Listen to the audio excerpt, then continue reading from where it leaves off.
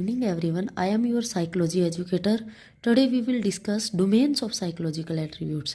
Domains का क्या मतलब होता है? सबसे पहले पता होना चाहिए डोमेन्स का मतलब क्या होता है। डोमेन्स का मतलब होता है वो एरिया किसका एरिया? Psychological attribute. तुम्हें पहली क्लास में भी बताया था, साइकोलॉजिकल एट्रीब्यूट्स का मतलब होता है जो साइकोलॉजिकल तो हमारी क्वालिटीज़ है, जो साइकोलॉजिकल गुण हैं, जो साइकोलॉजिकल विशेषताएं हैं,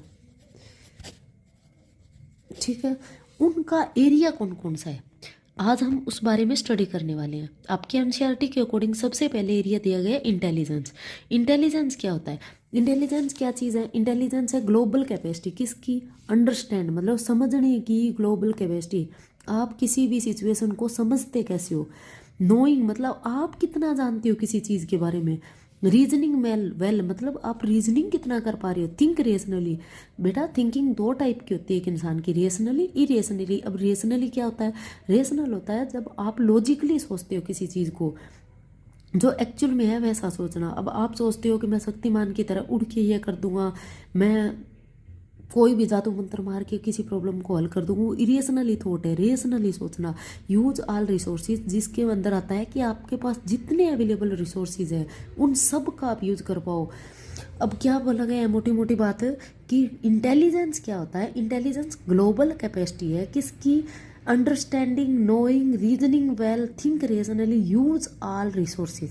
ये डेफिनेशन बेटा याद करना बहुत इंपॉर्टेंट है। सेकंड है आपका एप्टीट्यूड। एप्टीट्यूड क्या होता है? एप्टीट्यूड होता है पोटेंशियल। आपके अंदर किसी भी काम को करने के लिए, आपके अंदर किसी भी स्किल को एक्वायर करने के लिए आपके अंदर पोटेंशियल कितना है। जिसके अंदर जिस स्किल को एक्वायर करने का पोटेंशियल ज़्यादा है वो उस स्किल को इतनी ईजिली एक्वायर कर पाएगा। जिसके अंदर पोटेंशियल जितना कम है उसको एक्वायर करने की पावर भी उतनी ही कम होगी। नेक्स्ट है आपका इंटरेस्ट। इंटरेस्ट क्या होता है? Engage in one or more specific activity relative to others. मतलब क्या है इस वर्ड का? इस डेफिनेशन का मतलब क्या है? मतलब ये है कि बेटा आपके पास दो एक्टिविटी या दो से ज़्यादा एक्टिविटीज़ दी गई है, उनमें से आप किसके अंदर सबसे ज़्यादा एंगेज होते हो, किसके अंदर आप सबसे ज़्यादा रुचि दिखाते हो, सबसे ज़्यादा आप पार्टिसिपेट करते हो, वही आपका इंटरेस्ट है। फॉर एग्जाम्पल एक सब्जेक्ट आपके लिए साइकोलॉजी है, सेकेंड सब्जेक्ट आपके लिए अकाउंट है। आप किस में ज़्यादा एंगेज होते हो? आप किस में ज़्यादा इंटरेस्ट दिखाते हो? आर्ट्स है, कॉमर्स है, आपने किस में आर्ट्स में इंटरेस्ट दिखाया? आपके पास चार ऑप्शन थे, आर्ट्स, कॉमर्स, साइंस। आर्ट्स में ज़्यादा इंटरेस्ट दिखाया, दैट्स वाई आपका इंटरेस्ट एंगेज ज़्यादा किस में हुआ? आर्ट्स के सब्जेक्ट में, दैट्स वाई आपका इंटरेस्ट क्या हुआ? Arts. Personality enduring characteristic of a person make him her distance from others. बंदे की वो करेक्टरिस्टिक जो ये उस बंदे को दूसरे व्यक्ति से क्या बनाती है? अलग बनाती है, उसको क्या बोला जाता है? पर्सनैलिटी बोलते हैं। वैल्यू क्या होता है? हमारा believe according to set of idea. मतलब बिलीव मतलब कहना क्या चाहता है वैल्यू का मतलब होता है कि आपका बिलीफ सिस्टम कैसा है। बिलीफ सिस्टम का मतलब है जैसे हमारा बिलीफ सिस्टम ये है कि सपोज करो कि हमारे अगर हमारी, अब अपन चलते हैं नेक्स्ट टॉपिक पे मेथड ऑफ मेजरमेंट या मेथड ऑफ असेसमेंट। तुम्हें पता है मेजरमेंट क्यों नहीं यूज करते, असेसमेंट क्यों यूज करते हैं? पता है तुम्हें? क्योंकि हमें कभी भी साइकोलॉजिकल जितने भी अपन ने 5-6 एट्रीब्यूट पढ़े हैं, अगर उनको आपको मेजर करना है ना तो आप इनमें से किसी भी एक टेक्निक का यूज़ नहीं कर सकते। सिंगल एक टेक्निक का यूज़ करके आप 100% श्योरिटी के साथ नहीं बोल सकते कि इस बंदे में ये चीज़ ज़्यादा है कम है। आपको इन सारे मेथडों में से 2 या 3 मेथडों का एक साथ यूज़ करना पड़ेगा। सबसे पहला आपका साइकोलॉजिकल टेस्ट। साइकोलॉजिकल टेस्ट क्या होता है? जो आपको परफॉर्मी दिए जाती है प्रैक्टिकल के लिए, जो आपको साइकोलॉजिकल रूप से एक टेस्ट दिया जाता है जिसमें हाँ नहीं में फिलिंग द ब्लैंक या कुछ भी क्वेश्चन दिए हो, आपको कुछ भी आइटम दिए हो, उन आइटमों को आपको कंप्लीट करना है, वो होता है psychological test. Psychological test 2 type के होते हैं, ऑब्जेक्टिव और सब्जेक्टिव। होता क्या है वैसे psychological test? Standard measurement of individual mental और बिहेवियर करेक्टरिस्टिक।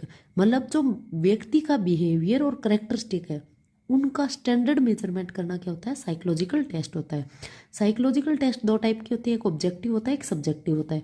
ऑब्जेक्टिव वो होते हैं जिनमें हाँ नहीं में उत्तर देना हो आपको, या फिर ये लगा लो आपको सही गलत में उत्तर देना हो, जिनके अंदर मैनुअल होता है, आंसर फिक्स होते हैं, इसमें ये उत्तर दिया है तो इसका उत्तर इसके अंदर अपन ये मेजर करेंगे। सब्जेक्टिव क्या होता है या प्रोजेक्टिव टेक्निक्स भी बोलते हैं जिनको, प्रोजेक्टिव भी जो किस में यूज़ किया जाता है ज़्यादातर? पर्सनैलिटी में, ठीक है। प्रोजेक्टिव टेक्निक्स क्या होता है, जिनमें मैनुअल तो होता है लेकिन इतना फिक्स नहीं होता जितना यहाँ होता है, ठीक है। और जो सब्जेक्टिव टेस्ट होते हैं उनके अंदर आपको एक पिक्चर दे दी, सपोज करो टेस्ट, उसके ऊपर आपको स्टोरी लिखनी है।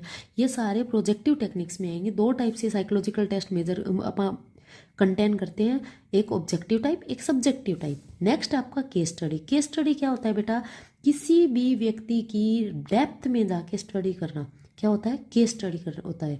केस स्टडी ज़्यादातर अपन किस में करते हैं, केस स्टडी अपन ज़्यादातर क्लिनिकल सेटिंग में सबसे ज़्यादा यूज केस स्टडी का किया जाता है। हम जो हमारे पास पेशेंट आता है उसकी अपन सबसे पहले केस स्टडी करते हैं, उसके बाद उसके बारे में अपन बाकी डिटेल्स निकालते हैं। मेथड क्या होता है, इसके लिए हम बहुत सारे मेथड यूज करते हैं, जैसे ऑब्जर्वेशन मेथड, इंटरव्यू, और भी बहुत सारे मेथड यूज होते हैं किसके लिए, केस स्टडी के लिए। नेक्स्ट है आपका ऑब्जर्वेशन। ऑब्जर्वेशन क्या होता है, किसी बंदे को ऑब्जर्व करना।